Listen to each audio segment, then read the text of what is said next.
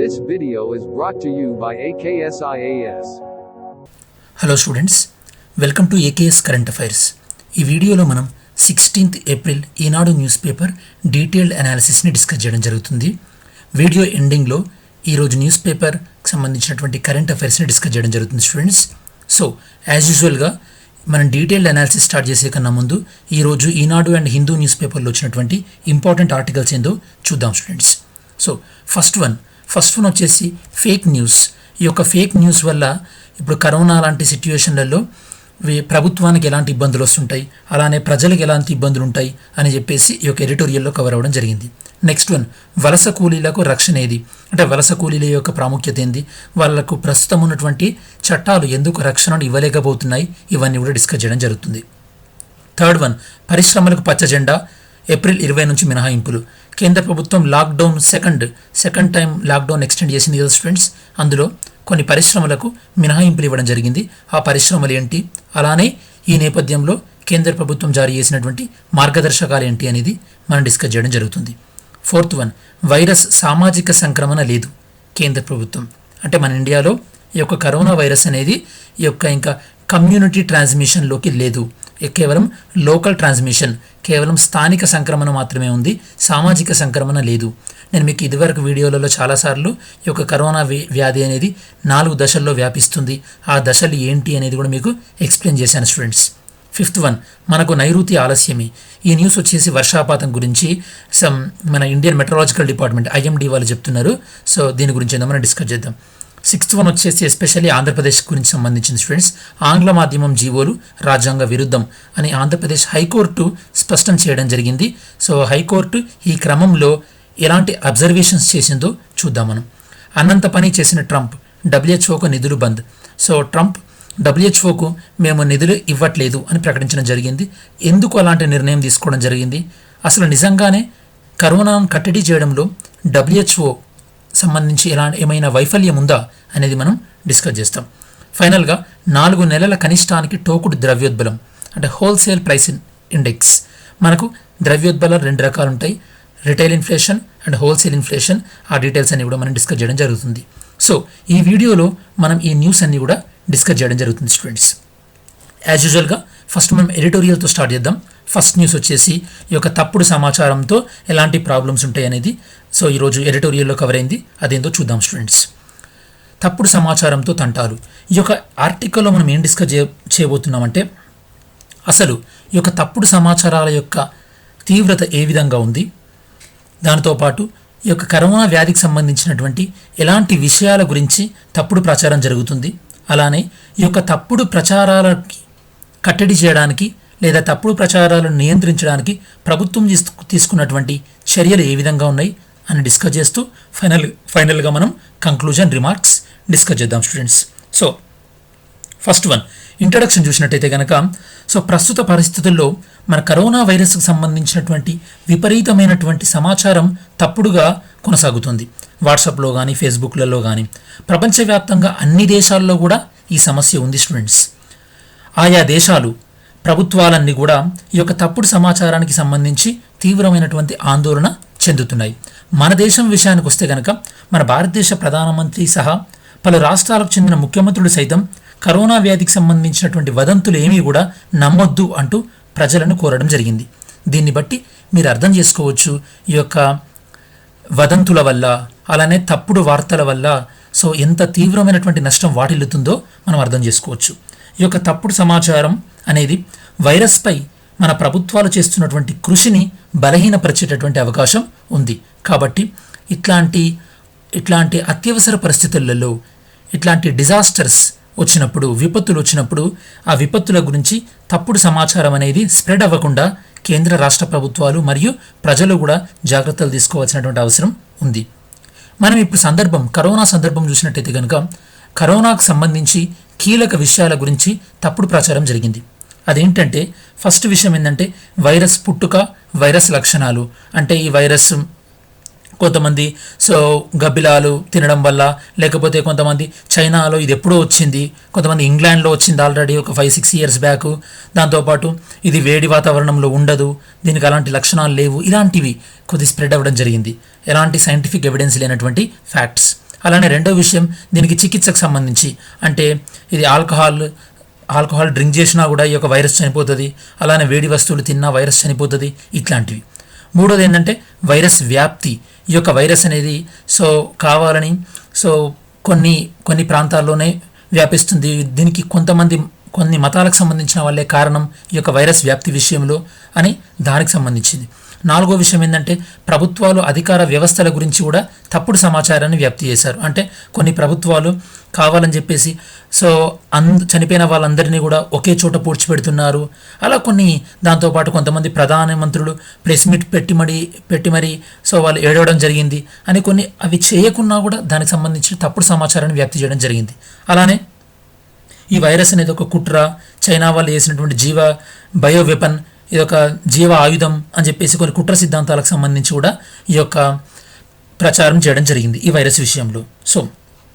మరి ఇలాంటి తప్పుడు ప్రచార నియంత్రణకు చేసినటువంటి ప్రయత్నాలు ఏ విధంగా ముందుకు సాగాయో చూద్దాం స్టూడెంట్స్. కొన్ని దేశాలు ఈ యొక్క కరోనాకు సంబంధించినటువంటి తప్పుడు సమాచారాన్ని వ్యాప్తి చేయడాన్ని నేరంగా పరిగణిస్తూ కొన్ని ప్రత్యేక రకమైనటువంటి చట్టాలను కూడా తీసుకురావడం జరిగింది. అదే మన దేశంకి వచ్చినట్టయితే కనుక మన దేశంలోని కొన్ని రాష్ట్రాల్లో ఈ యొక్క తప్పుడు సమాచారాన్ని వ్యాప్తి చేస్తున్నటువంటి వారిపైన ఈ యొక్క విపత్తు నిర్వహణ చట్టం డిజాస్టర్ మేనేజ్మెంట్ యాక్ట్ 2005లోని సెక్షన్ 54 కింద కేసులు నమోదు చేయడం జరిగింది. ఇక్కడ మీకు యాక్ట్ అనేది చాలా important students, disaster management act 2005. అలానే కరోనా గురించి జరుగుతున్నటువంటి తప్పుడు సమాచారాన్ని నియంత్రించడానికి ఆల్మోస్ట్ ఒక 45 దేశాల నుండి ఫ్యాక్ట్స్ చెకింగ్ టీమ్స్, అంటే ఒక 100 సంస్థలు కలిపి ఇంటర్నేషనల్ ఫ్యాక్ట్ చెకింగ్ నెట్వర్క్ అనే దాన్ని ఏర్పాటు చేయడం జరిగింది. International fact checking network. ఈ యొక్క నెట్వర్క్ ఆధ్వర్యంలో కరోనా వైరస్ ఫ్యాక్ట్స్ అనే ఒక కూటమి ఏర్పడింది. ఈ యొక్క కరోనా వైరస్ ఫ్యాక్ట్స్ అనే కూటమి యొక్క ప్రధానమైనటువంటి లక్ష్యం ఏంటంటే కరోనా వైరస్కు సంబంధించినటువంటి తప్పుడు సమాచారాన్ని నియంత్రించడం. ఫైనల్గా మనం కంక్లూజన్ చూసినట్టయితే కనుక ప్రస్తుత పరిస్థితుల్లో తప్పుడు సమాచారాన్ని వ్యాప్తి చేయకుండా ప్రతి పౌరుడు కూడా బాధ్యతగా మెలగాల్సినటువంటి అవసరం ఎంతైనా ఉంది. అలానే ప్రతి ఒక్కరికి కూడా వారి సొంత భాషలో సరైనటువంటి సాధికారికమైనటువంటి జెన్యూన్ ఇన్ఫర్మేషన్, విశ్వసనీయమైనటువంటి సమాచారం అందుబాటులో ఉండేలా చేయడమే ప్రభుత్వ అజెండా కావాలి. ఎందుకంటే ప్రభుత్వం జెన్యూన్ ఇన్ఫర్మేషన్ అనేది ఎప్పటికప్పుడు ఇస్తుందనుకోండి, అప్పుడు ఈ ప్రజలు కూడా ఇలాంటి ఫేక్ న్యూస్ల్లో నమ్మకుండా ఉంటారు. ఇది స్టూడెంట్స్ ఈరోజు ఎడిటోరియల్. సెకండ్ వన్, వలస కూలీలకు రక్షణ ఏది? కార్మిక చట్టాలపై సమీక్ష అవసరం. ఈ ఆర్టికల్లో మనం ఏం డిస్కస్ చేస్తామంటే అసలు ఈ యొక్క కరోనా నేపథ్యంలో విధించినటువంటి లాక్డౌన్ ప్రభావం వల్ల వలస కార్మికులు ఎదుర్కొంటున్నటువంటి ఈ యొక్క సవాళ్లు ఏ విధంగా ఉన్నాయి, అలానే ఇప్పుడున్నటువంటి చట్టాల వల్ల వలస కూలీలకు ఎలాంటి భద్రత కల్పించలేకపోతున్నాం. అంటే వలస కూలీల విషయంలో అభద్రతా భావం ఉంది ఇంకా వలస కూలీలలో. దాంతోపాటు ప్రస్తుత చట్టాలు ఏ విధంగా ఉన్నాయి అంటూ ఆ యొక్క ప్రస్తుత చట్టాలను మనం సమీక్ష చేయడం జరుగుతుంది. దాంతోపాటు ప్రస్తుత చట్టాల్లో ఉన్నటువంటి లోటుపాట్లను కూడా మనం డిస్కస్ చేస్తాం, ఫైనల్గా కంక్లూడ్ చేయడం జరుగుతుంది స్టూడెంట్స్. మనం ఇంట్రడక్షన్ తీసుకున్నట్టయితే కనుక ఈ యొక్క కరోనా నేపథ్యంలో విధించినటువంటి లాక్డౌన్ వల్ల చాలామంది కార్మికులు తాము ఉండేటటువంటి నగరాలు, పట్టణాలు వదిలిపెట్టి సొంత ఊర్లకు ప్రయాణమవుతున్నారు. మన తెలుగు రాష్ట్రాలలో కూడా చూసింటారు స్టూడెంట్స్, కొంతమంది నిన్న రీసెంట్గా హైదరాబాద్ నుంచి శ్రీకాకుళం కూడా వాళ్ళు వెళ్తామని చెప్పేసి జర్నీ స్టార్ట్ చేయడం జరిగింది. ఈ విధంగా ఈ యొక్క వలస కార్మికులు తాము ఉండేటటువంటి నగరాలు, పట్టణాలను వదిలిపెట్టి వాళ్ళ యొక్క సొంత ఊర్లకు ప్రయాణం అవుతున్నారు. మన దేశంలో ఒక రాష్ట్రం నుండి మరో రాష్ట్రానికి మరియు విత్ ఇన్ ద స్టేట్లో కూడా వలసకు వెళ్ళే కూలీల యొక్క సంఖ్య ఆల్మోస్ట్ 9 కోట్ల పైనే ఉంటుంది. అంటే మన భారతదేశ ఆర్థిక వ్యవస్థలో ఈ యొక్క వలస కూలీల యొక్క ప్రాముఖ్యత ఎంతైనా ఉంది. యాక్చువల్లీ ఈ యొక్క వలస కూలీల వల్లనే మన భారతదేశంలోని అసంఘటిత రంగం అనేది బతుకుతుంది స్టూడెంట్స్. మన భారతదేశంలో ఈరోజు అసంఘటిత రంగం పనిచేస్తుంది అంటే అది ఎవరి వల్ల అంటే ఈ యొక్క వలస కార్మికుల వల్లనే. మరి అసంఘటిత రంగం అనేది మన భారతదేశానికి ఆల్మోస్ట్ ఒక 40 కోట్ల మందిని ఎంప్లాయ్మెంట్ ఇస్తుంది. కాబట్టి ఈ యొక్క వలస కూలీల యొక్క ప్రాముఖ్యత భారతదేశ ఆర్థిక వృద్ధిలో ఎంతైనా ఉంది అని మనం చెప్పొచ్చు. వీళ్ళది ఒక కీలకమైనటువంటి పాత్ర. ఈ యొక్క అసంఘటిత రంగానికి సంబంధించినటువంటి మన గణాంకాలను అంటే మనం స్టాటిస్టిక్స్ని చూసినట్టయితే కనుక 2012 నాటి లెక్కల ప్రకారము మొత్తం వర్క్ ఫోర్స్లో అంటే మొత్తం పనిచేస్తున్నటువంటి శ్రామిక శక్తిలో ఈ యొక్క అసంఘటిత కార్మికుల సంఖ్య భారీగా ఉంటుందని మన భారతదేశం యొక్క స్థూల జాతీయ ఉత్పత్తి ఓకే గ్రాస్ నేషనల్ ప్రొడక్ట్ జిఎన్పిలో వీరి యొక్క వాటా ఆల్మోస్ట్ ఆల్ 50% దాకా ఉంటుందని పేర్కొంది మన భారతదేశ ప్రభుత్వం.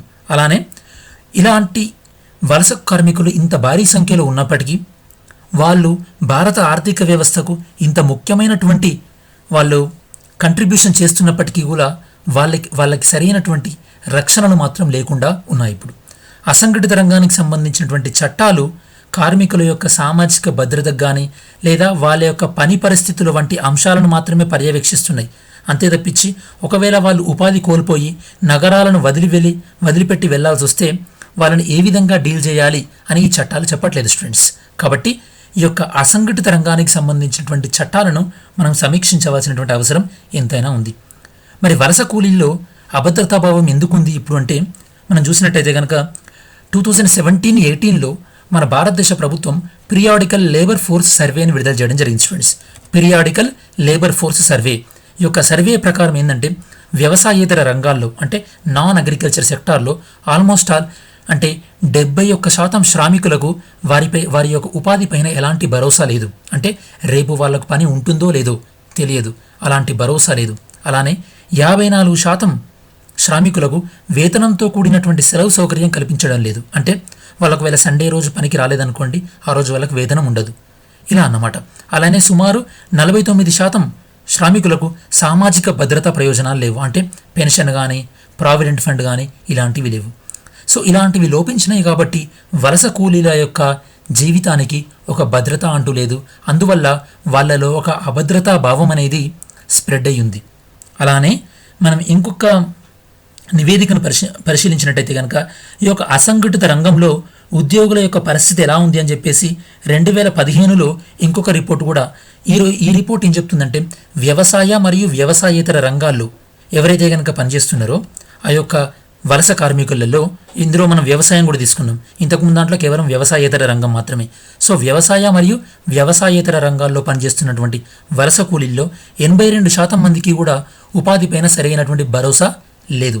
అలానే 77% మందికి వేతనంతో కూడినటువంటి సెలవు సౌకర్యం ఇవ్వడం లేదు. అలానే 60% మంది కార్మికులకు ఎలాంటి సామాజిక భద్రతా ప్రయోజనాలు లేవు. ఇలాంటి చట్టపరమైనటువంటి రక్షణలు లేకపోవడం వల్ల వలస శ్రామికులు తమను తాము రక్షించుకోలేకపోతున్నారు.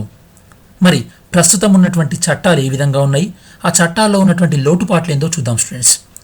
మనం ప్రస్తుతం ఉన్నటువంటి చట్టాలను సమీక్షించినట్టయితే పారిశ్రామిక వివాదాలపై విచారణ మరియు పరిష్కారాల కోసం భారత పారిశ్రామిక వివాదాల చట్టం ఇండస్ట్రియల్ డిస్ప్యూట్ యాక్ట్ 1947ను తీసుకురావడం జరిగింది. ఈ చట్టం కేవలం సంఘటిత రంగానికి మాత్రమే వర్తిస్తుంది. సంఘటిత రంగానికి అసంఘటిత రంగానికి డిఫరెన్స్ ఏంటంటే అసంఘటిత రంగంలో ఈ యొక్క ఉద్యోగంలో టర్మ్స్ అండ్ కండిషన్స్ ఉండవన్నమాట. టర్మ్స్ అండ్ కండిషన్స్ ఉండవు. దానివల్ల ఏమవుతుందంటే ఈ యొక్క ఎంప్లాయీకి సెలవుతో కూడిన వేతనం అనేది ఉండదు. దాంతోపాటు ఎంప్లాయర్ ఎప్పుడు కావాలంటే అప్పుడు తన దగ్గర పనిచేసే వాళ్ళని తీసేయచ్చు. ఈ విధంగా ఎలాంటి ఒక నియమ నిబంధనలు అనేవి ఉండవు. దాన్ని మనం అసంఘటిత రంగం అంటాం. మనం ఎప్పుడైతే కనుక ఈ యొక్క భారత పారిశ్రామిక వివాదాల చట్టం 1947ను తీసుకొచ్చామో ఇది కేవలం సంఘటిత రంగానికి అంటే ఆర్గనైజ్డ్ సెక్టార్కి మాత్రమే వర్తిస్తుంది.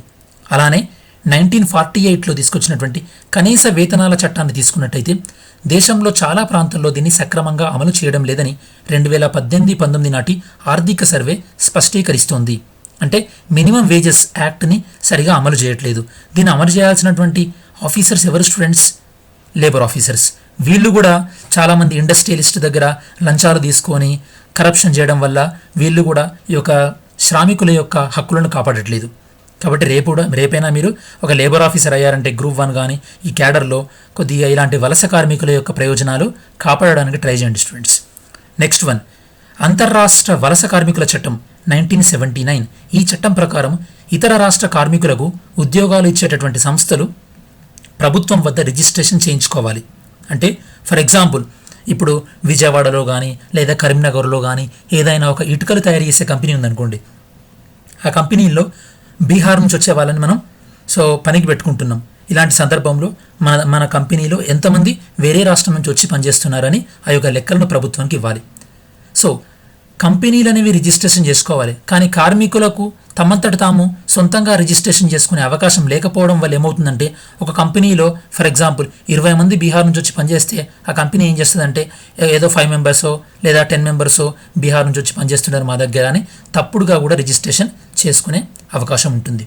సో ఇలాంటి కొన్ని లోటుపాట్లను మనం సవరించాల్సినటువంటి అవసరం ఉంటుంది. దాంతోపాటు రీసెంట్గా మనం సామాజిక భద్రతా బిల్లు, ఓకే, సోషల్ ప్రొటెక్షన్ బిల్లుని ప్రవేశపెట్టడం జరిగింది 2019. ఈ బిల్లులో సైతం కూడా ఈ యొక్క వలస కార్మికులకు ప్రత్యేకమైనటువంటి రక్షణల్ని వర్తింపజేసేటటువంటి విషయంలో ఈ బిల్లు కూడా విఫలమైందని మనం చెప్పొచ్చు. ఈ బిల్లులో వలస కార్మికుల యొక్క రక్షణ, దాంతోపాటు వాళ్ళకు అందాల్సినటువంటి ప్రయోజనాలు, దాంతోపాటు వాళ్ళకి ప్రావిడెంట్ ఫండ్ కల్పించడం, ఇలాంటి అన్ని అంశాలను కూడా రాష్ట్రాల యొక్క విచక్షణకే వదిలేయడం జరిగింది. అంటే కంపల్సరీ అనేం ఇంక్లూడ్ చేయలేదు. దీనివల్ల మళ్ళీ ఏమవుతుంది, కొన్ని రాష్ట్రాలు వీటిని అమలు చేయొచ్చు, లేదా కొన్ని రాష్ట్రాలు వీటిని అమలు చేయకుండా ఉండొచ్చు. సో మనం ఫైనల్గా కంక్లూజన్ చూసినట్టయితే స్టూడెంట్స్, కార్మికులు వలస వెళ్ళిన రాష్ట్రంలో వారిని స్థానిక కార్మికులతో సమానంగా చూడాలి.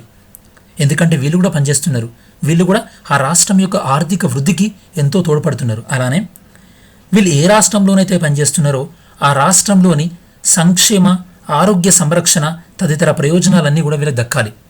అలానే వలస కార్మికుల విషయంలో వాళ్ళ యొక్క ఆరోగ్య సంరక్షణకి, దాంతోపాటు వృద్ధుల భద్రత, అలానే నిరుద్యోగ బీమా, కనీస వేతనం, ఇవన్నీ కూడా ఇలాంటి ప్రాథమిక అవసరాలని కూడా ప్రభుత్వాలు గుర్తించి ఈ యొక్క వలస కార్మికుల విషయంలో వాటిని వర్తింపజేసినప్పుడే ఈ యొక్క వలస కార్మికుల్ని మనం కాపాడుకోగలుగుతాం.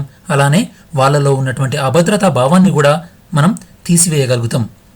నెక్స్ట్ ఆర్టికల్ స్టూడెంట్స్, పరిశ్రమలకు పచ్చజెండా, 20 నుండి మినహాయింపులు, కేంద్రం మార్గదర్శకాలు. కేంద్ర ప్రభుత్వం లాక్డౌన్ని కొనసాగిస్తూ నిన్న మార్గదర్శకాలు ఇవ్వడం జరిగింది. నిన్నటి వీడియోలో నేను మీకు ఎక్స్ప్లెయిన్ చేశాను. ఈ యొక్క సెకండ్ లాక్డౌన్ May 3 వరకు కొనసాగించడం జరిగింది. ఈ యొక్క May 3 వరకు కొనసాగిస్తూ కొన్ని ఇండస్ట్రీస్కి ఎగ్జంప్షన్ ఇచ్చారు, కొన్ని వాటికి మినహాయింపులు ఇవ్వడం జరిగింది. అలా మినహాయింపులు ఇచ్చిన తర్వాత దాంతోపాటు దేశం మొత్తం కూడా కొన్ని జిల్లాలని హాట్స్పాట్స్గా గుర్తించారు. దాంతోపాటు కొన్నిటిని ఆరెంజ్ జోన్ అని, గ్రీన్ జోన్ అని కూడా గుర్తించడం జరిగింది. అవేందో ఇప్పుడు చెక్ చేద్దాం స్టూడెంట్స్. మన దేశంలో కొన్ని పరిశ్రమలకు మినహాయింపులు ఇస్తూ కేంద్ర ప్రభుత్వం కొన్ని బహిరంగ ప్రదేశాల్లో గైడ్లైన్స్ని, మార్గదర్శకాలు విడుదల చేయడం జరిగింది. అంటే బహిరంగ ప్రదేశాలు, పబ్లిక్ ప్లేసెస్లో మాస్క్ ఖచ్చితంగా కంపల్సరీ వేర్ చేయాలి. దాంతోపాటు పబ్లిక్ ప్లేసెస్లో ఉమ్మి వేయకూడదు. అలానే strict ban on the sale of liquor. దాంతోపాటు ఏ రిలీజియస్ కానీ ఏ పబ్లిక్ ప్లేస్ అయినా సరే it should not allow the gathering of 5 or more persons. 5 లేదా అంతకన్నా ఎక్కువ పర్సన్ గ్యాదరింగ్ని అలౌ చేయడానికి వీల్లేదు. Gathering in the marriages and funerals, ఇలాంటి విషయాలలో కూడా డిస్ట్రిక్ట్ మెజిస్ట్రేట్, కలెక్టర్ అనుమతి తీసుకోవాల్సి ఉంటుంది. అలానే సోషల్ డిస్టెన్సింగ్, సామాజిక బాధ్యతను పాటించవలసి ఉంటుంది. ఇవి భారత ప్రభుత్వం ఇచ్చినటువంటి మార్గదర్శకాలు. మనం బహిరంగ ప్రదేశాల్లో పాటించవలసినటువంటి మార్గదర్శకాలని మనం డిస్కస్ చేసాం. ఇప్పుడు చూద్దాం స్టూడెంట్స్, కేంద్ర ప్రభుత్వము వేటికి మినహాయింపునిచ్చిందంటే కనుక అగ్రికల్చర్ యాక్టివిటీస్, హార్టికల్చర్ యాక్టివిటీస్, నిన్నటి వీడియోలో నేను చెప్పిన ఇవన్నీ కూడా.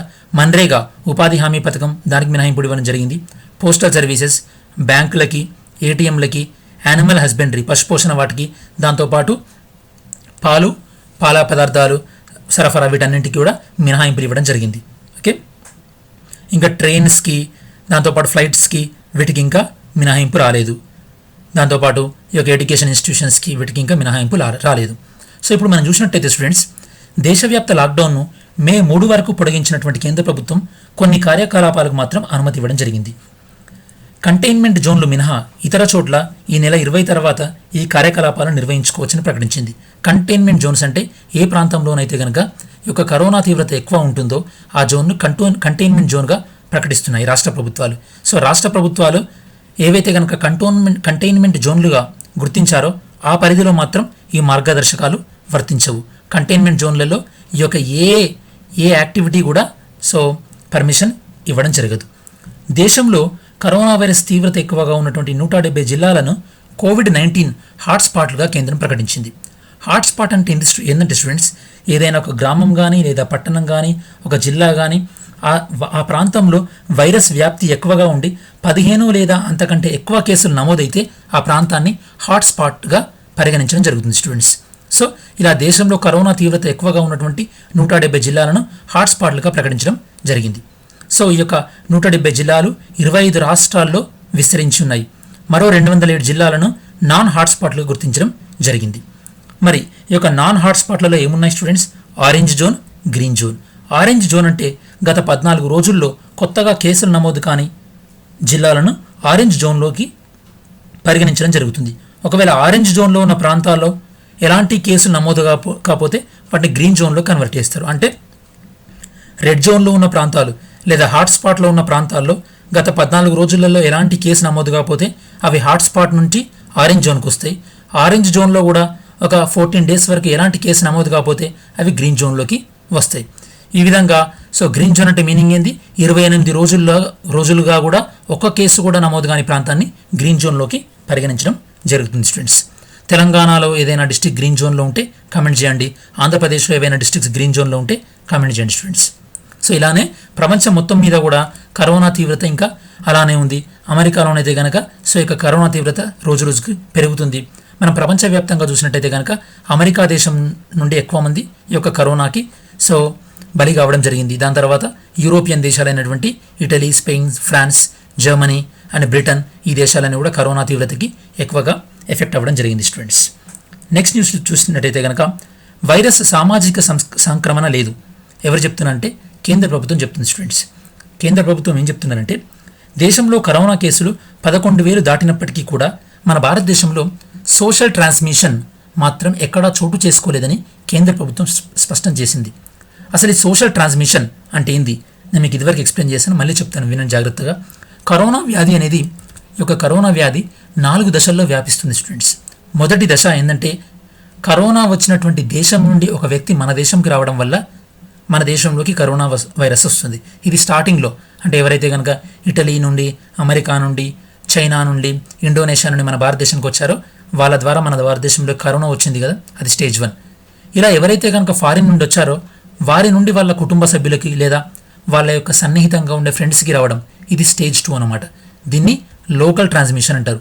ఇండియాలో ఇప్పటికీ లోకల్ ట్రాన్స్మిషన్ దశలోనే ఉంది. అంటే ఫారిన్ నుండి వచ్చిన వాళ్ళు లేదా వాళ్ళతో క్లోజ్గా ఉన్న వాళ్ళకి మాత్రమే ఈ యొక్క కరోనా వ్యాధి ఉంది. కాకపోతే అక్కడక్కడ మనకి స్టేజ్ 3 కూడా కనిపిస్తుంది. అంటే ఫారిన్ ట్రావెల్తో సంబంధం లేని వాళ్ళు, అలానే ఫారిన్ నుండి వచ్చిన వాళ్ళతో ఎలాంటి క్లోజ్ లేని పర్సన్స్కి కూడా ఈ వ్యాధి వస్తుంది. దాన్ని ఏమంటారంటే స్టేజ్ 3 అంటారు అనమాట. దీన్ని సామాజిక వ్యాప్తి అంటారు. స్టేజ్ 4లో ఏంటంటే దేశం మొత్తం కూడా ఈ వ్యాధి అనేది స్ప్రెడ్ అవుతుంది. ఈ యొక్క ఇటలీ కానీ, యూఎస్ఏ కానీ ఇవన్నీ స్టేజ్ 4లో ఉన్నాయి. ఇండియాలో అక్కడక్కడ కొన్ని ప్రాంతాలలో ఈ స్టేజ్ 3 కనిపిస్తుంది. కేంద్ర ప్రభుత్వం ఇప్పటికీ కూడా ఏం చెప్తుందంటే మన భారతదేశంలో ఈ యొక్క కరోనా వ్యాప్తి స్టేజ్ 3లోనే ఉంది అని చెప్తున్నారు స్టూడెంట్స్. నెక్స్ట్ న్యూస్, మనకు నైరుతి ఆలస్యమే. మనకి ఈసారి నైరుతి ఋతుపవనాలు కొద్దిగా ఆలస్యంగా వచ్చే అవకాశం ఉందని ఐఎండిబి వాళ్ళు చెప్తున్నారు స్టూడెంట్స్. ఓకే, ఐఎండి వాళ్ళు చెప్తున్నారు స్టూడెంట్స్, ఇండియన్ మెట్రలాజికల్ డిపార్ట్మెంట్ వాళ్ళు చెప్తున్నారు. ఇంకా వాళ్ళు ఏం చెప్తున్నారో చూద్దాం స్టూడెంట్స్. ఈ మ్యాప్లో మీరు చూసినట్టయితే కనుక ఈ యొక్క మాన్సూన్స్ అనేవి ఫస్ట్ మనకి ఈ యొక్క 20 మే 22 మే వరకు అండమాన్ నికోబార్, దాని తర్వాత 26 మే, దాని తర్వాత 1 జూన్కి బే ఆఫ్ బెంగాల్ నుంచి 5 జూన్ వరకు ఈ యొక్క కేరళ ఇలా వెళ్తూ ఉంటాయి స్టూడెంట్స్ మాన్సూన్స్ అనేవి. ఈ మాన్సూన్స్ అనేవి బేసికల్లీ బే ఆఫ్ బెంగాల్, బంగాళాఖాతం మీదుగా అరేబియన్ మహాసముద్రం మీదుగా మన భారతదేశం వ్యాప్తిస్తుంటాయి. ఓకే, ఈ యొక్క ఋతుపవనాల ద్వారా ఎంత వర్షపాతం వస్తుంది అనేది మనం గత కొన్ని సంవత్సరాలుగా వర్షపాతం ఎంత వస్తుందో అన్ని సంవత్సరాల యొక్క వర్షపాతాన్ని యావరేజ్గా తీసుకుంటాం. ఇదివరకు మనం ఏం చేసేవాళ్ళం అంటే 1901 నుంచి 1940 మధ్యలో ఎంతైతే వర్షపాతం వచ్చిందో అన్ని సంవత్సరాల యావరేజ్ తీసుకొని దాని ప్రకారం లెక్కించేవాళ్ళం. కాబట్టి ఇప్పుడు మనం ఏ విధంగా లెక్కిస్తున్నామంటే 1961 నుంచి 2019 మధ్యలో ఉన్నటువంటి డేటాను తీసుకుంటున్నాం. అంటే 1961 నుంచి 2019 వరకు మనకు ప్రతి నైరుతి ఋతుపవనాల్లో వర్షపాతం ఎంత పడిందో వాటన్నిటిని యావరేజ్గా తీసుకొని ఆ యావరేజ్ని బట్టి ఇప్పుడు మనకి ఎలా ఉండబోతుంది వర్షపాతం అనేది మనం చెక్ చేస్తాం స్టూడెంట్స్. బేసికల్లీ యావరేజ్ అంటే గత 1961 నుంచి 2019 వరకు యావరేజ్ వర్షపాతం అనేది ఒక 100 మిల్లీమీటర్లు ఉందనుకుందాం. కాసేపు 100 మిల్లీమీటర్లు ఉంటే కనుక అది 100% అయితే కనుక ఆ 100%కి 96% నుండి 104 అంటే 100 మిల్లీమీటర్ల వర్షం అనుకుంటే మనం యావరేజ్గా 96 మిల్లీమీటర్ల నుండి 104 మిల్లీమీటర్ల వర్షపాతం అంటే దాన్ని నార్మల్ రెయిన్ఫాల్ అంటారు. నార్మల్ రెయిన్ఫాల్ లేదా గత 40-50 సంవత్సరాలుగా 100 మిల్లీమీటర్ల వర్షపాతం ఉండి ఇప్పుడు 104 మిల్లీమీటర్ల నుండి 110 మిల్లీమీటర్లు ఉంటే ఎబో నార్మల్ అంటారు. అదే 110 మిల్లీమీటర్స్ కన్నా ఎక్కువ ఉంటే ఎక్సెస్ రెయిన్ఫాల్ అంటారు. అదే సాధారణ వర్షపాతం 100 మిల్లీమీటర్ల నుండి ఇప్పుడు పదే వర్షపాతం 90 నుండి 96 మిల్లీమీటర్లే ఉందనుకోండి స్టూడెంట్స్, అది బిలో నార్మల్, సాధారణం కన్నా తక్కువ. అదే 90 మిల్లీమీటర్ల కన్నా తక్కువ పడింది అనుకోండి వర్షపాతం, అప్పుడు తీవ్రమైనటువంటి వర్షాభావ పరిస్థితులు. ఈ విధంగా మనం వర్షపాతాన్ని లెక్కిస్తాం. అంటే మీరు అర్థం చేసుకోవాల్సింది, 1961 నుండి 2019 వరకు యావరేజ్గా రెయిన్ఫాల్ ప్రతి సంవత్సరం ఎంత ఉందో అన్ని సంవత్సరాలు కలిపి యావరేజ్ తీసి దాన్ని 100% అనుకుంటే కనుక ఇప్పుడు పడినటువంటి వర్షం ఆ 100%లో ఎంత, దాన్ని బట్టి ఇప్పుడు మనకు నమోదైన వర్షపాతం నార్మల్ రెయిన్ఫాలా, ఎక్సెస్ రెయిన్ఫాలా, డెఫిసిట్ రెయిన్ఫాలా అనేది మనం లెక్కిస్తుంటాం. ఈ యొక్క నైరుతి ఋతుపవన కాలం, బేసికల్లీ నైరుతి ఋతుపవన కాలం ఈ యొక్క మాన్సూన్ సీజన్ అనేది జూన్ నుండి సెప్టెంబర్ దాకా తీసుకుంటాం స్టూడెంట్స్. నైరుతి ఋతుపవన కాలంలో ఈ ఏడాది దేశవ్యాప్తంగా సాధారణ వర్షం కురుస్తుందని ఈ యొక్క ఐఎండీ డైరెక్టర్ జనరల్ పేర్కొన్నారు. మనం ఈ యొక్క సాధారణ వర్షం దీన్ని ఎలా లెక్కిస్తామంటే దీర్ఘకాలిక సగటులో, మన దీర్ఘకాలిక సగటు అంటే ఇంతకుముందు నేను మీకు చెప్పాను కదా స్టూడెంట్స్, 1961 నుండి 2019 యొక్క దీర్ఘకాలిక సగటులో దాన్ని 100%గా తీసుకొని దానికి మనం 5% ప్లస్ ఆర్ మైనస్గా తీసుకుంటాం. ఇక్కడ 96 to 104 ఎలా తీసుకున్నామో అలా. ఇప్పటి వరకు కూడా ఋతుపవనాల రావడం, అలానే ఋతుపవనాల భారతదేశం నుండి వెళ్ళిపోవడం, ఈ యొక్క డేటా అనేది 1901 నుండి 1940 మధ్యలో ఏదైతే కనుక జరిగిందో దాని యావరేజ్ మీద డిపెండ్ అవ్వడం జరిగింది. ఈసారి మాత్రం ఇది examination point of view important. ఈసారి మాత్రం ఋతుపవనాలు రావడం ఈ యొక్క డేటాకు సంబంధించి 1961 నుండి 2019 మధ్యలో ఉన్నటువంటి డేటాని తీసుకొని దానికి యావరేజ్ చేయడం జరిగింది. అంటే 1961 నుండి 2019 మధ్యలో ఋతుపవనాలు వచ్చినప్పుడు ఎంత వర్షపాతాన్ని తీసుకొస్తున్నాయి, దాని యావరేజ్ ఎలా ఉంది, అలానే ఋతుపవనాలు వెళ్ళేటప్పుడు అంటే ఈశాన్య ఋతుపవనాలు అంటాం కదా, అవి వెళ్ళేటప్పుడు 1971 నుండి 2019 మధ్యలో ఆ గణాంకాలను ఆధారంగా చేసుకొని మనం లెక్కిస్తున్నాం. ఈ పాయింట్ చాలా ఇంపార్టెంట్ స్టూడెంట్స్. ఈసారి ఎల్నినో ప్రభావం కూడా ఉండే అవకాశం ఉంది అని ఈ యొక్క వాతావరణ శాఖ అంచనా వేస్తుంది స్టూడెంట్స్. ఎల్నినో అంటే మీనింగ్ ఏంటంటే స్టూడెంట్స్, ఈ యొక్క ఎల్నినో అనేది లేదా లా నినా అనేది ఇది పసిఫిక్ సముద్రానికి సంబంధించి స్టూడెంట్స్, పసిఫిక్ మహాసముద్రానికి సంబంధించింది. నార్మల్గా అయితే కనుక ఈ యొక్క మాన్సూన్ ఋతుపవనాల సీజన్లో మనకి ఇక్కడ చూపిస్తున్నట్టు ఆస్ట్రేలియా పై ప్రాంతాల్లో గాలి అనేది వేడి ఎక్కువ ఉండడం వల్ల ఆ యొక్క తేమతో కూడినటువంటి ఈ గాలి అనేది అండమాన్ నికోబార్ దీవుల మీదుగా మన భారతదేశానికి వర్షపాతం రూపంలో వస్తుంది. ఇది నార్మల్గా జరిగేది. ఎప్పుడైతే కనుక ఈ ఎల్నినో వస్తుందో అంటే పసిఫిక్ మహాసముద్రంలో ఉష్ణోగ్రతలు తేడా రావడం వల్ల ఈ యొక్క తేమతో కూడినటువంటి ఈ యొక్క గాలి అనేది ఈ డైరెక్షన్ షిఫ్ట్ అవుతుంది. ఈ డైరెక్షన్ షిఫ్ట్ అయిపోయి అమెరికా వైపు వెళ్తుంది అనమాట. అంటే ఎల్నినో వచ్చినప్పుడు ఇక్కడ మనకు వర్షాలు కురవడానికి ఇక్కడ తేమతో కూడినటువంటి గాలి ఉందా, లేదు. కాబట్టి ఎల్నినో ఎప్పుడైతే వస్తుందో అప్పుడు మనకి తీవ్రమైనటువంటి వర్షాభావ పరిస్థితులు కలిగే అవకాశం ఉంది. సింపుల్ స్టూడెంట్స్, మీకు ఎగ్జామినేషన్ పాయింట్ ఆఫ్ వ్యూలో ఈ ఎల్నినా అనేది ఏ మహాసముద్రంలో ఏర్పడుతుందంటే పసిఫిక్ మహాసముద్రంలో ఏర్పడుతుంది. Very very important. నేను మీకు ఇందాక ఎక్స్ప్లెయిన్ చేశాను కదా, నార్మల్ రెయిన్ఫాల్ అంటే 96 to 104%, బిలో నార్మల్ అంటే 90 to 96, కంప్లీట్గా డెఫిసిట్ అంటే 90% కన్నా తక్కువ, అలానే ఎబో నార్మల్ అంటే 104 to 110%, అలానే అధిక వర్షపాతం ఎక్సెస్ రెయిన్ఫాల్ అంటే 110% కన్నా ఎక్కువగా ఉంటాయి. దీన్ని మనం ఈ విధంగా మనం వర్షపాతాన్ని లెక్కిస్తుంటాం students. IMD, Indian meteorological department, వీళ్ళు మన భారతదేశ వాతావరణం గురించి చెప్పేటటువంటి ప్రధానమైనటువంటి సంస్థ. దీనికి హెడ్ క్వార్టర్ ఢిల్లీలో ఉంది స్టూడెంట్స్. దీన్ని ఏర్పాటు చేసింది 1875. దీని యొక్క director general, present director general of meteorology ఎవరంటే మృత్యుంజయ్ మహాపాత్ర. ఇది ఏ మంత్రిత్వ శాఖ కింద పనిచేస్తుందంటే మినిస్ట్రీ ఆఫ్ ఎర్త్ సైన్సెస్ ఆధ్వర్యంలో ఇది వర్క్ చేయడం జరుగుతుంది స్టూడెంట్స్. 6th వన్, ఇది ఆంధ్రప్రదేశ్ పాయింట్ ఆఫ్ వ్యూలో స్టూడెంట్స్. ఆంగ్ల మాధ్యమం జీవోలు రాజ్యాంగ విరుద్ధం. ప్రభుత్వ ఉత్తర్వులు రద్దు చేస్తూ హైకోర్టు కీలక తీర్పు. ఈ యొక్క న్యూస్ ఆర్టికల్ దేనికి సంబంధించిందంటే స్టూడెంట్స్, ఆంధ్రప్రదేశ్ ప్రభుత్వం జీవో 81, జీవో 85ని ఇవ్వడం జరిగింది. ఈ యొక్క జీవోలు ఏం చెప్తున్నాయి అంటే ఆంగ్ల మాధ్యమమే ఖచ్చితంగా చదవాలని చెప్తున్నాయి. ఈ యొక్క జీవోలు ఎందుకు హైకోర్టు వీటిని కొట్టివేయడం జరిగింది. అలానే ఒక మాధ్యమాన్ని అంటే ఇంగ్లీష్ మీడియం చదవాలా, తెలుగు మీడియం చదవాలా, ఆ యొక్క మాధ్యమాన్ని ఎంపిక చేసుకునే హక్కు ఎవరికి ఉంటుంది. అలానే ఈ యొక్క జీవోలను ఇష్యూ చేయడం వల్ల ఎలాంటి రాజ్యాంగ నిబంధనలు, అలానే విద్యా హక్కు చట్టం ఏ విధంగా ఉల్లంఘించబడింది, అలానే వ్యక్తిత్వ వికాసంలో ఈ యొక్క మాధ్యమం, ఈ యొక్క మీడియం యొక్క పాత్ర ఏ విధంగా ఉంది అనేది మనం డిస్కస్ చేయడం జరుగుతుంది స్టూడెంట్స్. ఫస్ట్ చూసినట్టయితే కనుక ప్రాథమిక విద్య దశలో ఈ యొక్క మాధ్యమాన్ని ఏ మీడియంలో చదువుకోవాలి అనే హక్కు, దాన్ని చూజ్ చేసుకునేటటువంటి హక్కు పిల్లలకి కానీ లేదా పిల్లల యొక్క తల్లిదండ్రులు లేదా పిల్లల్ని చూసుకునేటటువంటి సంరక్షకులు, గార్డియన్స్ వాళ్ళకు మాత్రమే ఉంటుంది అని సుప్రీంకోర్టు చెప్పింది. అంటే పిల్లలు ఇంగ్లీష్ మీడియంలో చదవాలనుకుంటే ఇంగ్లీష్ మీడియంలో చదవచ్చు, లేదా వాళ్ళు తెలుగు మీడియంలో చదవాలనుకుంటే తెలుగు మీడియంలోనైనా చదవచ్చు. ఈ యొక్క రాష్ట్ర ప్రభుత్వం జీవో జారీ చేయడం ద్వారా ఈ యొక్క ఏ మాధ్యమంలో చదవాలి అని ఎంచుకునేటటువంటి హక్కును తీసివేయడం రాజ్యాంగ విరుద్ధం అంటూ కోర్టు వ్యాఖ్యానించింది. అంటే మీరు కంపల్సరీగా ఇంగ్లీష్లోనే చదవాలి అంటే అనడం వల్ల ఏంటంటే ఆ యొక్క పిల్లలకు ఉండేటటువంటి ఆప్షన్ని మనం తీసుకోవడం అనేది రాజ్యాంగ విరుద్ధం అని ఆంధ్రప్రదేశ్ హైకోర్టు వ్యాఖ్యానించింది. ఆంగ్ల మాధ్యమంలో బోధన కోసం ప్రభుత్వం జారీ చేసినటువంటి జీవో నెంబర్ 81, జీవో నెంబర్ 85లను రద్దు చేస్తున్నట్టు ఈ యొక్క హైకోర్టు ప్రకటించింది. అలానే మాధ్యమాన్ని మార్చేటటువంటి అధికారం రాష్ట్ర ప్రభుత్వానికి లేదు అంటూ హైకోర్టు స్పష్టం చేయడం జరిగింది. సో మనం ఇది రాజ్యాంగబద్ధంగా ఎందుకు విరుద్ధం, సో అంటే ఈ జీవోలు, అలానే ఈ జీవోలు విద్యా హక్కు చట్టంకి ఏ విధంగా ఉల్లంఘించినాయో ఒకసారి చూద్దాం స్టూడెంట్స్. ఎప్పుడైతే కనుక మనం మొదటి జాతీయ విద్యా విధానం నేషనల్ ఎడ్యుకేషన్ పాలసీ ఫస్ట్ దాని ప్రకారం చూసినట్టయితే కనుక పాఠశాల విద్యార్థులకు మాతృభాషలో బోధించడమే సరైందని అని ఈ యొక్క మొదటి జాతీయ విద్యా విధానం గుర్తించింది. అలానే ఆర్టికల్ 19(1) భావ వ్యక్తీకరణ, వాక్ స్వాతంత్రం అనేది ఈ యొక్క భావ్య వ్యక్తీకరణ అనేది ఈ యొక్క విద్యాభ్యాసం కూడా భావ్య వ్యక్తీకరణలో ఒక అంతర్భాగంగా ఉంటుంది అని సుప్రీంకోర్టు వివిధ జడ్జిమెంట్లు ఇవ్వడం జరిగింది. మాతృభాషలో లేదా గుర్తించిన భాషలో మాధ్యమాన్ని ఎంపిక చేసుకునే హక్కు కూడా 19(1)(a)లో ఒక పార్ట్.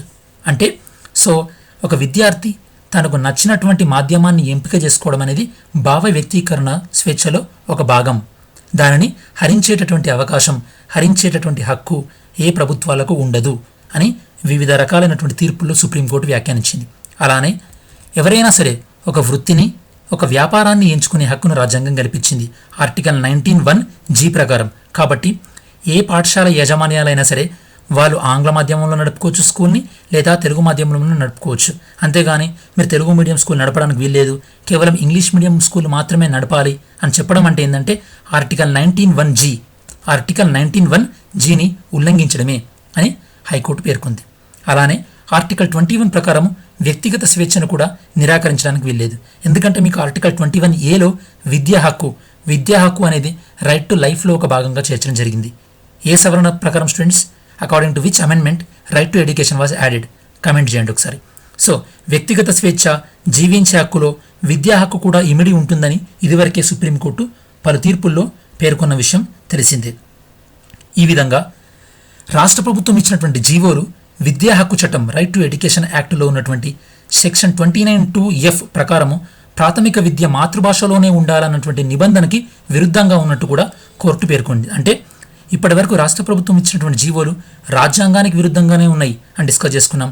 దాంతోపాటు ఇవి రైట్ టు ఎడ్యుకేషన్ యాక్ట్ విద్యా హక్కు చట్టంకి కూడా విరుద్ధంగా ఉన్నాయి అని హైకోర్టు తెలపడం జరిగింది. అలానే ఒక రాష్ట్రంలో పాఠ్యాంశాన్ని లేదా మాధ్యమాన్ని నిర్ణయించేటటువంటి అధికారం విద్యా హక్కు చట్టం ప్రకారం కేంద్రంలోనైతే కనుక ఎన్సీఆర్టీ, అలానే ఏపీ విద్యా హక్కు చట్టం ప్రకారం అయితే కనుక ఎస్సీఆర్టీ స్టేట్ ఎడ్యుకేషన్ డిపార్ట్మెంట్కి ఉంటుంది స్టూడెంట్స్. అలానే మాధ్యమాన్ని మార్చేటటువంటి అధికారం రాష్ట్ర ప్రభుత్వానికి లేదు. పిల్లల్ని ఏ మాధ్యమంలో చదివించుకోవాలో నిర్ణయించుకునే హక్కు ఆ పిల్లల యొక్క తల్లిదండ్రులకు, సంరక్షకులకు మాత్రమే ఉంటుంది అంటూ ఫైనల్గా హైకోర్టు ఏం చెప్పిందంటే పిల్లల యొక్క వ్యక్తిత్వ వికాసంలో ఈ యొక్క మాధ్యమం అనేది కీలకమైనటువంటి పాత్ర పోషిస్తుంది. వ్యక్తిత్వ వికాసానికి అలానే సామాజిక, సాంస్కృతిక గుర్తింపు తెచ్చేటటువంటి విషయంలో మాతృభాషది అతిపెద్ద పాత్ర అని చెప్పి న్యాయస్థానం స్పష్టం చేస్తూ ఈ యొక్క తీర్పును ఇవ్వడం జరిగింది students. This judgement is very very important. Next, అన్నంత పని చేసిన ట్రంప్, డబ్ల్యూహెచ్ఓకు నిధులు బంద్. సో ట్రంప్ ఆధ్వర్యంలోని అమెరికా ప్రభుత్వము డబ్ల్యూహెచ్ఓకి ఇచ్చేటటువంటి నిధులను పూర్తిగా నిలిపివేయడం జరిగింది. అసలు ఈ నిర్ణయం ఎందుకు తీసుకోవాల్సి వచ్చిందో మనం డిస్కస్ చేద్దాం స్టూడెంట్స్. ఫస్ట్, అసలు ఇప్పుడు ట్రంప్ ప్రభుత్వం ఏ నిర్ణయాన్ని తీసుకుంది, దానివల్ల డబ్ల్యూహెచ్ఓ పైన ఎలాంటి ప్రభావం పడబోతుందో చూద్దాం. ఫస్ట్, అమెరికా నుండి డబ్ల్యూహెచ్ఓకు అందేటటువంటి నిధులను ట్రంప్ ప్రభుత్వం పూర్తిగా నిలిపివేయడం జరిగింది. ఈ నిర్ణయం వల్ల డబ్ల్యూహెచ్ఓకి, ప్రపంచ ఆరోగ్య సంస్థకి సుమారు ఎవ్రీ ఇయర్ 3,833 crores నష్టం రానుంది. అంటే అంత ఫండింగ్ ఇప్పుడు అమెరికా నుండి వచ్చేది కాస్త ఆగిపోతుంది. ఈ యొక్క ట్రంప్ తాజా నిర్ణయాన్ని చాలామంది కూడా తప్పుపట్టడం జరిగింది, ఇంక్లూడింగ్ అమెరికన్ మైక్రోసాఫ్ట్ ఫౌండర్ అయినటువంటి బిల్ గేట్స్, అలానే జర్మనీ ఇలాంటి కంట్రీస్, అలానే డబ్ల్యూహెచ్ఓకు నిధులు ఆపివేయడం సరైన నిర్ణయం కాదని ఐక్యరాజ్య సమితి సెక్రటరీ జనరల్ యాంటోనియో గుటెరస్ కూడా వ్యాఖ్యానించడం జరిగింది. అసలు అమెరికా డబ్ల్యూహెచ్ఓకి ఈ విధంగా నిధులను ఎందుకు ఆపివేసిందంటే అమెరికా ఏం చెప్తుందంటే ఈ యొక్క డబ్ల్యూహెచ్ఓ అనేది కరోనా కట్టడి చేయడంలో సరిగ్గా వ్యవహరించలేదు, అలానే ఈ యొక్క డబ్ల్యూహెచ్ఓ అనేది చైనాకి చైనాకు అనుకూలంగా వ్యవహరిస్తుంది అని చెప్తున్నారు. ఎందుకంటే మనం ఒకసారి చూసినట్టయితే ఈ కరోనా వైరస్ యొక్క టైం లైన్, ఈ యొక్క కాలాన్ని చూసినట్టయితే కనుక ఫస్ట్ మీరు అబ్జర్వ్ చేస్తే ఈ యొక్క first patient develops symptoms of Wuhan corona virus వ్యాధి లక్షణాలు డిసెంబర్ 8న బయటపడ్డాయి స్టూడెంట్స్.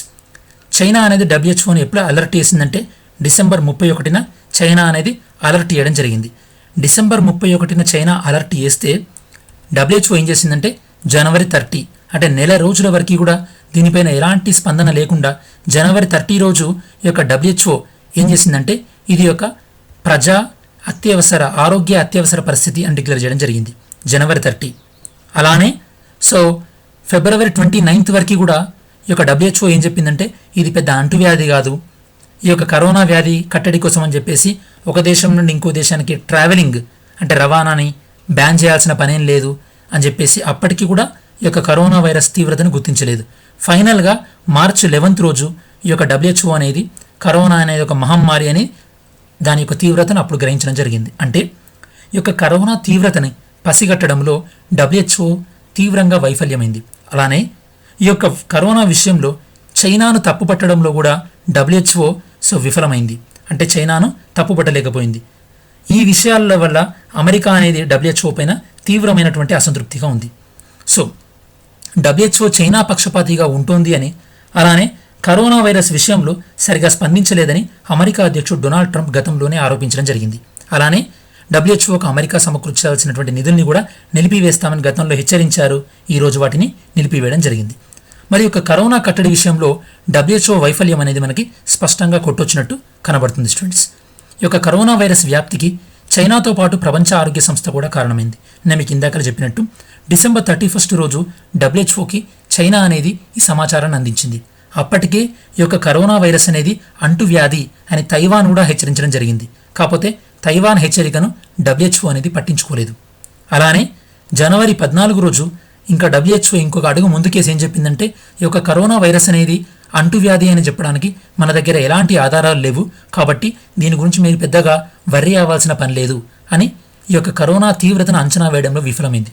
దానితో పాటు జనవరి 28న ఈ యొక్క డబ్ల్యూహెచ్ఓ డైరెక్టర్ జనరల్ చైనా అధ్యక్షుడితో భేటీ అయినప్పుడు ఆ భేటీ అనంతరం కూడా చైనా చాలా మంచి ప్రమాణాలను నెలకొల్పిందని, అలానే చైనా అనేది ఇప్పుడు అత్యున్నతమైనటువంటి నాయకత్వం పరిధిలో ఉందని, చైనాలో నాయకత్వం అనేది చాలా పారదర్శకంగా ఉంది అని చెప్పి చైనాను మెచ్చుకోవడం జరిగింది. ఈ విధంగా చేయడం వల్ల ఏంటంటే ఈ యొక్క డబ్ల్యూహెచ్ఓ ఈ యొక్క విఫలమైంది కరోనాను అంచనా వేయడంలో, అలానే కరోనాను అరికట్టడంలో విఫలమైంది అనేది చాలా మంది యొక్క అభిప్రాయం. అలానే మార్చి 11 వరకు కూడా డబ్ల్యూహెచ్ఓ దీని యొక్క తీవ్రతను అంచనా వేయలేకపోయింది. ఈ యొక్క మొత్తం వ్యవహారంలో ఈ యొక్క డబ్ల్యూహెచ్ఓ డైరెక్టర్ జనరల్ టెడ్రోస్ తీరు అనేది అనుమానాస్పదంగా మారింది.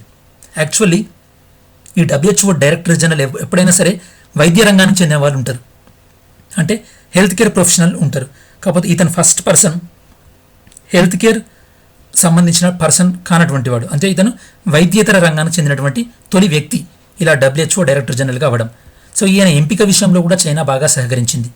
యాక్చువల్లీ చైనా యొక్క ఆధిపత్యం ఏ విధంగా స్టార్ట్ అయిందంటే ఇంతకుముందు డబ్ల్యూహెచ్ఓ డైరెక్టర్ జనరల్గా మార్గరెట్ చాన్, చైనాకు చెందినటువంటి మార్గరెట్ చాన్ పనిచేయడం జరిగింది. అప్పటి నుండి కూడా ఈ యొక్క డబ్ల్యూహెచ్ఓ పైన చైనా అనేది ఆధిపత్యాన్ని కంటిన్యూ చేస్తూ వచ్చింది. ఈ సంస్థకు అధిక నిధులు ఇచ్చేది అమెరికా అయినప్పటికీ కూడా చైనా అనేది తన యొక్క ఇన్ఫ్లుయెన్స్ను కంటిన్యూ చేస్తూ ఉంది. దీనివల్ల డబ్ల్యూహెచ్ఓ వైఖరిపైన విసిగి చెందినటువంటి అమెరికా అధ్యక్షుడు ట్రంప్ ఇక ఆ సంస్థకు 2021లో ఇవ్వాల్సిన నిధులను సైతం ఇవ్వబోమని ప్రకటించారు. అలానే 2020లో ఇవ్వాల్సిన నిధులను కూడా ఆపేస్తున్నట్టు ప్రకటించడం జరిగింది. డబ్ల్యూహెచ్ఓ యొక్క మెయిన్ పర్పస్ ఏంటంటే to maintain and to take the responsibility for international public health. ఈ యొక్క ప్రజా ఆరోగ్యాన్ని కాపాడేటటువంటి ప్రధానమైన బాధ్యత డబ్ల్యూహెచ్ఓ పైన ఉంది students. WHO head quarters Geneva, Switzerland యొక్క అధ్యక్షుడు టెడ్రోస్ అదనామ్. ఇతడే ఇప్పుడు కాంట్రవర్సీలో ఉన్నాడు. డబ్ల్యూహెచ్ఓని స్థాపించింది 7th April 1948. సో నెక్స్ట్ ఆర్టికల్లో మనం 4 నెలల కనిష్టానికి టోకు ద్రవ్యోద్బలం అంటే ఇంగ్లీష్లో ఇన్ఫ్లేషన్ అంటే స్టూడెంట్స్. ఇన్ఫ్లేషన్ ధరల పెరుగుదలలు. మీకు ఇది అర్థం కావాలంటే ధరలు అనేది 2 విధాలుగా ఉంటాయి స్టూడెంట్స్. ఎప్పుడైనా సరే ఏదైనా ఒక వస్తువు ఒక కంపెనీలో ఒక పరిశ్రమలో తయారైన తర్వాత ఆ వస్తువు హోల్సేల్ స్టోర్కి వెళ్తుంది, హోల్సేల్ డిపార్ట్మెంట్కి వెళ్తుంది. ఈ యొక్క కంపెనీ నుంచి హోల్సేల్ వాళ్ళకి వచ్చేటటువంటి రేట్ని ఏంటంటే హోల్సేల్ ప్రైస్ అంటారు. దాన్ని కొలిసేటటువంటి ఇండెక్స్నే హోల్సేల్ ప్రైస్ ఇండెక్స్ అంటారు. ఇలా హోల్సేల్ డిస్ట్రిబ్యూటర్కి ఈ యొక్క ప్రోడక్ట్ వచ్చిన తర్వాత అది వివిధ షాపుల్లోకి వెళ్తుంది. ఈ యొక్క షాపులకి డిస్ట్రిబ్యూటర్ నుంచి వచ్చేటటువంటి ప్రైస్ని ఏమంటారంటే సో హోల్సేల్ ప్రైస్ మీద వస్తుంటాయి. ఈ యొక్క షాప్లో నుండి మనం కొంటాం కదా కన్స్యూమర్స్, మనకి ఉండేటటువంటి ప్రైస్ ఏంటంటే కన్స్యూమర్ ప్రైస్. ఈ యొక్క కన్స్యూమర్ ప్రైస్ని లెక్కించేదే కన్స్యూమర్ ప్రైస్ ఇండెక్స్. అంటే వినియోగదారుడు కన్స్యూమర్ ప్రైస్ని చెల్లిస్తాడు, అలానే షాప్స్ ఏంటంటే ఈ యొక్క హోల్సేల్ ప్రైస్ని చెల్లిస్తాయి. కాకపోతే ఇప్పుడు మనం డీమార్ట్కి వెళ్ళినా, మెట్రో వెళ్ళినా అక్కడ వస్తువులు ఎందుకు కొద్దిగా కాస్ట్ తక్కువ ఉంటాయంటే అక్కడ డైరెక్ట్గా మనకి హోల్సేల్కే వస్తువులు దొరుకుతుంటాయి. సో ఇప్పుడు మీకు హోల్సేల్ ప్రైస్ ఇండెక్స్ అంటే ఏంది, కన్స్యూమర్ ప్రైస్ ఇండెక్స్ అంటే ఏందో ఐడియా రావాలి స్టూడెంట్స్. సో మనకి ఇప్పుడు ఏ ప్రైస్ అనేది ఇంపార్టెంట్, హోల్సేల్ ప్రైస్ ఇంపార్టెంటా, కన్స్యూమర్ ప్రైస్ ఇంపార్టెంటా? మనకి కన్స్యూమర్ ప్రైస్ ఇంపార్టెంట్. ఎందుకంటే మనం ఎంత చెల్లిస్తున్నాం, షాప్ వాళ్ళకి ఎంత పడింది అది మనకు అవసరం లేదు, మనం ఎంత చెల్లిస్తున్నాం అనేది ఇంపార్టెంట్. సో ఈ మంత్లో ఈ యొక్క కన్స్యూమర్ ప్రైస్ ఇండెక్స్ మార్చ్లో, అంటే ఇది ఏప్రిల్ కాబట్టి మార్చ్ గణాంకాలను పరిశీలించినట్టయితే మార్చ్లో consumer price index CPI retail ద్రవ్యోద్బలం అనేది 5.91% ఉంది. అలానే మార్చ్లో డబ్ల్యూపిఐ హోల్సేల్ ప్రైస్ ఇండెక్స్ అనేది 1% పరిమితమైంది. సో మనకి ఈ యొక్క రిటైల్ ద్రవ్యోద్బలం అనేది చాలా ఇంపార్టెంట్. ఎప్పుడైనా సరే ప్రభుత్వమైనా సరే, ఆర్బీఐ అయినా సరే వాళ్ళ యొక్క విధి విధానాలు నిర్ణయించుకునేటప్పుడు ఈ యొక్క రిటైల్ ద్రవ్యోద్బలాన్ని పరిగణలోకి తీసుకోవడం జరుగుతుంది. అలానే ఈ సంవత్సరం ఫిబ్రవరిలో ఈ యొక్క హోల్సేల్ ద్రవ్యోద్బలం 2.26%గా ఉంది. అదే లాస్ట్ ఇయర్ మార్చ్తో లో 3.1%గా ఉంది. ఇది ఈ డేటా అనేది మనకి అవసరం లేదు, జస్ట్ కంపారిజన్ పర్పస్ కోసం. సో మీకు ఐడియా ఉండాల్సింది కేవలం సో లాస్ట్ మంత్లో డబ్ల్యూపీఐ ఇన్ఫ్లేషన్ ఎంత 1%, అలానే కన్స్యూమర్ ప్రైస్ ఇండెక్స్ ఎంత 5.91%. ఇక్కడ మీరు చూడొచ్చు ఈ గ్రాఫ్లో కూడా 5.91%. అలానే ఫుడ్ ఇన్ఫ్లేషన్ ఆహార ద్రవ్యోద్బలం 8.76%. మనం కొద్దిగా ఈ యొక్క డబ్ల్యూపీఐ యొక్క హోల్సేల్ ప్రైస్ ఇండెక్స్కి కన్స్యూమర్ ప్రైస్ ఇండెక్స్కి ఉన్నటువంటి కొద్ది బేసిక్ డిఫరెన్స్ అర్థం చేసుకున్నట్టయితే కనుక డబ్ల్యూపీఐ హోల్సేల్ ప్రైస్ ఇండెక్స్ని పబ్లిష్ చేసే వాళ్ళు ఎవరంటే ఆఫీస్ ఆఫ్ ఎకనామిక్ అడ్వైజర్. వీళ్ళు ఏ మంత్రిత్వ శాఖలో పనిచేస్తుంటారంటే ministry of commerce and industry. అలానే కన్స్యూమర్ ప్రైస్ ఇండెక్స్ని రిలీజ్ చేసే వాళ్ళు ఎవరంటే సెంట్రల్ స్టాటిస్టికల్ ఆఫీస్ సిఎస్ఓ. వీళ్ళు ఏ మంత్రిత్వ శాఖ పనిచేస్తుంటారంటే ministry of statistics and programme implementation. So వీళ్ళు రెండు కూడా వేరే వేరే మంత్రిత్వ శాఖ పరిధిలో పనిచేస్తుంటారు. ఇక్కడ ఇంకొక విషయం, డబ్ల్యూపీఐ అనేది కేవలం వస్తువులలోని ధరలో తేడాలను మాత్రమే ఈ యొక్క డబ్ల్యూపీఐ అనేది కొలవడం జరుగుతుంది. అదే సిపిఐ అయితే కనుక వస్తువులు మరియు సేవలు బోత్ గూడ్స్ అండ్ సర్వీసెస్లో ఉన్నటువంటి ధరల్లో ఉన్నటువంటి తేడాలను కూడా ఈ యొక్క సిపిఐ అనేది మెజర్ చేయడం జరుగుతుంది. అలానే డబ్ల్యూపీఐ అంటే మనం ఈ యొక్క హోల్సేల్ ప్రైస్ ఇండెక్స్ని కొలవడానికి మనం ఒక 697 వస్తువులను తీసుకుంటాం. ఆ వస్తువుల ధరలు ఏ విధంగా ఉన్నాయో, అవి పెరుగుతున్నాయో తగ్గుతున్నాయో చూస్తాం. అదే మనం కన్స్యూమర్ ప్రైస్ ఇండెక్స్ అయితే కనుక గ్రామీణ ప్రాంతంలో అయితే కనుక 448 వస్తువులు తీసుకుంటాం. ఆ వస్తువుల ధరలు పెరిగితే ఇన్ఫ్లేషన్ ఉన్నట్టు, తగ్గితే ఇన్ఫ్లేషన్ తగ్గుతుందన్నట్టు. అలానే అర్బన్ ఏరియాస్లో పట్టణ ప్రాంతాల్లో అయితే కనుక 460 వస్తువులను తీసుకోవడం జరిగింది. ఈ బేస్ ఇయర్ అనేది మనకి examination point of view important. WPI యొక్క బేస్ ఇయర్ 2011-12, అలానే కన్స్యూమర్ ప్రైస్ ఇండెక్స్ యొక్క బేస్ ఇయర్ 2012. సో ఇవి స్టూడెంట్స్ ఈరోజు న్యూస్ పేపర్లో కవర్ అయినటువంటి ఇంపార్టెంట్ ఆర్టికల్స్.